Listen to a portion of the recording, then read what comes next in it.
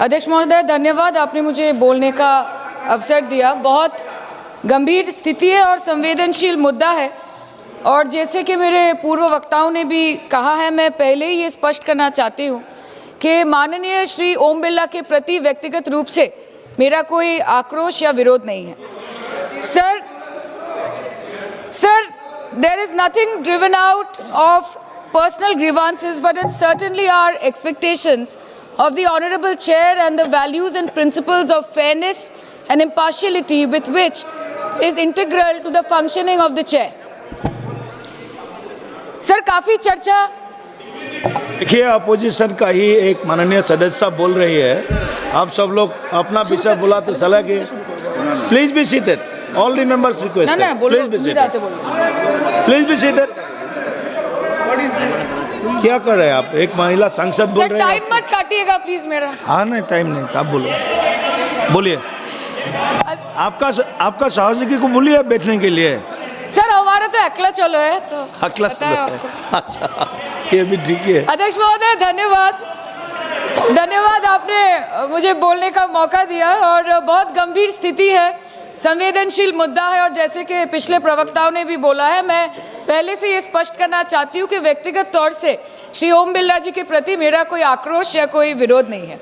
Sir, there is nothing which is driven out of personal grievance, but it's certainly our expectations of the honourable chair and the values and principles of fairness and impartiality with which it should be integral to its functioning. Sir, काफ़ी चर्चा already हो चुकी है, so now let us cut the long story short and come straight to the point. The problem, Speaker sir, is that there is hardly any democracy left in this country, be it social, be it religious, be it electoral, be it political, or be it parliamentary. Or should I say that it is practiced only when it is most convenient to the ruling party.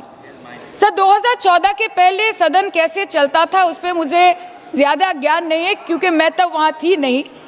But in the past 2 years, I have seen ideologies being sidelined, opinions being crushed, and voices of the opposition being throttled in broad daylight in this country and within the 4 walls of this august house. हम दूसरों के हक के लिए क्या लड़े sir, जबकि विपक्ष के सांसदों को खुद अपने हक के लिए सदन में लड़ना पड़ रहा है। पिछले 7 सालों से आपने डेप्यूटी स्पीकर का पोस्ट खाली रखा। क्यों? क्योंकि आप नहीं चाहते कि इस तरफ से कोई उठकर उस चेयर में बैठे। So there is no scope for a healthy discussion और अ डिबेट। एक साल में कितनी बार ये संसद मिलती है? The number of sittings have been reduced drastically. 2009 से 2014 के बीच 15th लोकसभा में 356 दिन ये हाउस चली, सालाना 61 दिन, और 2019 से 2024 के बीच 5 साल में सिर्फ 274 दिन, average 55 days yearly, making it the shortest full term Lok Sabha since 1952। 2025 के मॉनसून सत्र में निर्धारित 120 घंटों में सिर्फ 37 घंटे लोकसभा और सिर्फ 41 घंटे राज्यसभा की कार्रवाई चली।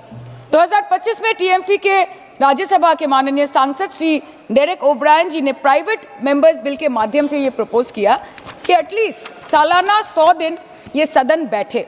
सर, ये सिर्फ विपक्ष का, हमारा प्रेरोगेटिव नहीं हो सकता, ये ट्रेजरी बेंच का भी प्रेरोगेटिव होना चाहिए और इस माननीय चेयर का भी प्रेरोगेटिव होना चाहिए। सर, पार्लियामेंट चलाने में हर मिनट 2.5 लाख रुपए खर्च होते हैं, हर मिनट 2.5 लाख रुपए खर्च होते हैं। 2014 से लेकर 2024 के शीतकालीन सत्र तक कुल मिला के 2200 मिनट, 92 दिन और 3,300 करोड़ रुपए का लॉस हुआ। क्यों? क्योंकि आप नहीं चाहते थे कि महत्वपूर्ण विषयों पर चर्चा हो।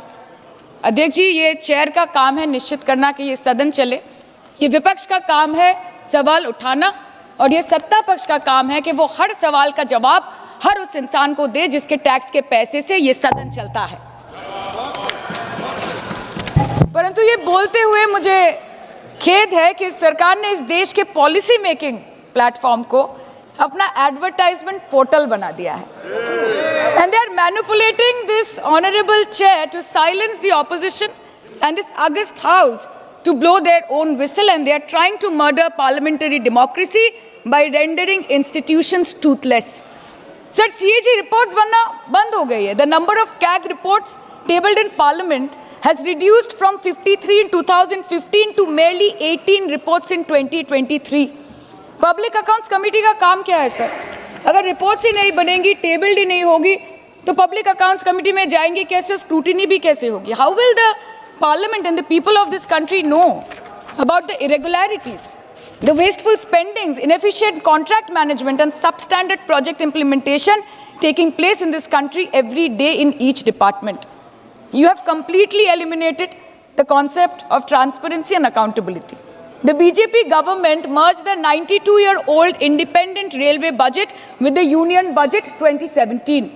जब हमारी ऑनरेबल सीएम माननीय ममता बनर्जी यहाँ की रेलवे मिनिस्टर थी, तो तब पूरे देश के लोगों को अवगत करती थी कि रेलवे के क्षेत्र में इस देश के किस कोने में क्या काम हो रहा है, चाहे वो स्टेशन हो नए नए या नए रेल हो या फिर नए कितने सारे इंजन्स बने, कितने सारे रेलवे की गिनती बढ़ गई, कोचेस की, सबको पता चलता था। और आज यूनियन बजट में रेलवे जैसे एक इम्पॉर्टेंट कमोडिटी जिसके साथ देश के 20 से 30 करोड़ लोग ऑन अ डेली बेसिस जुड़े हुए हैं, उसका शब्द, उसका नाम तक लिया नहीं जाता।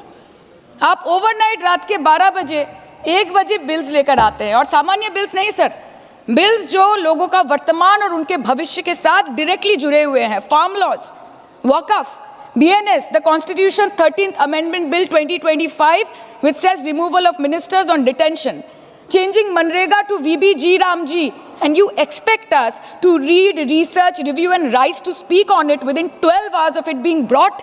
Sir, these bills, these legislations require attention to detail. They need to be thoroughly researched. Sir हम करें भी तो करें क्या, जाए भी तो जाए कहाँ? आधे से ज़्यादा बिल तो इस सदन में बिना चर्चे के पास हो जाता है। Sir, over the last 10 years, more than 67% of the budget has been guillotined. Between 2019 and 23, about 18% of the union budget was voted out on without discussion. In 2023, the entire union budget, and in 24-25, 89% of the budget was passed without discussion. एक साल चुप बैठने के बाद opposition के दबाव में आकर आप मणिपुर पे चर्चा करने पर मजबूर हुए, और किया भी तो कब? रात के 2 बजे जब देश सो रहा था। आप चाहते हैं कि हम ये सब देखें और इस सदन में चुप रहे। बंगाल के हक का 2 लाख करोड़ बाकी है।